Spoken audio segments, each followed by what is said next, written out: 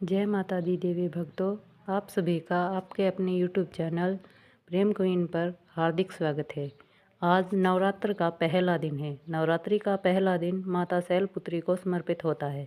माता शैलपुत्री को माँ दुर्गा का प्रथम स्वरूप माना जाता है। शैलपुत्री शब्द का अर्थ है पर्वतराज की पुत्री, क्योंकि माता शैलपुत्री पर्वतराज हिमालय की पुत्री थी, इसीलिए उन्हें माता शैलपुत्री कहा जाता है। नवरात्रि के पहले दिन भक्त माता शैलपुत्री की पूजा करके व्रत रखते हैं और उनसे सुख समृद्धि और शांति और शक्ति की कामना करते हैं। धार्मिक कथा के अनुसार पूर्व जन्म में माता शैलपुत्री का नाम सती था और वे राजा दक्ष की पुत्री थी। उनका विवाह भगवान शिव से हुआ, लेकिन राजा दक्ष भगवान शिव को पसंद नहीं करते थे। एक बार राजा दक्ष ने एक विशाल यज्ञ का आयोजन किया।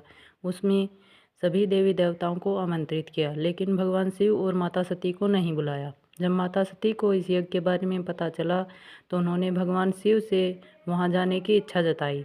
भगवान शिव ने कहा कि बिना बुलाए जाना उचित नहीं है, लेकिन माता सती अपने पति के कहने पर भी वहां जाने से नहीं रुकी और घर जाने के लिए उत्सुकता जताई। इसीलिए वे अकेले ही यज्ञ में पहुंच गई। यज्ञ में पहुंचने के बाद माता सती ने देखा कि उनके पिता राजा दक्ष भगवान शिव का अपमान कर रहे हैं। यह देखकर माता सती को बहुत दुख हुआ। उन्होंने सोचा कि जिस शरीर को उन्होंने पिता के घर से पाया है, उसी शरीर के कारण उसके पति का अपमान हो रहा है।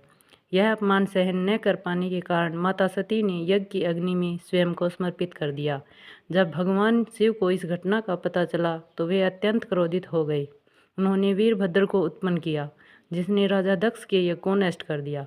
बाद में भगवान शिव ने माता सती के शरीर को उठाकर पूरे ब्रह्मांड में तांडव किया।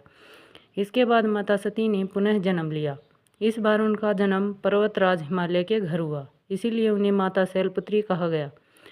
बड़े होने पर माता शैलपुत्री ने कठोर तपस्या की और फिर से भगवान शिव को अपने पति के रूप में प्राप्त किया।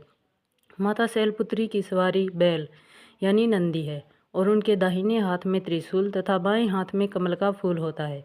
वे भक्तों को साहस, शक्ति और आत्मविश्वास प्रदान करती हैं। नवरात्रि के पहले दिन माता शैलपुत्री की पूजा करने से जीवन में स्थिरता, सुख और समृद्धि आती है। माना जाता है कि जो भक्त सच्चे मन से माता शैलपुत्री का व्रत रखते हैं और उनकी कथा सुनते हैं या पढ़ते हैं, उनके सभी कष्ट दूर हो जाते हैं और घर में सुख शांति बनी रहती है।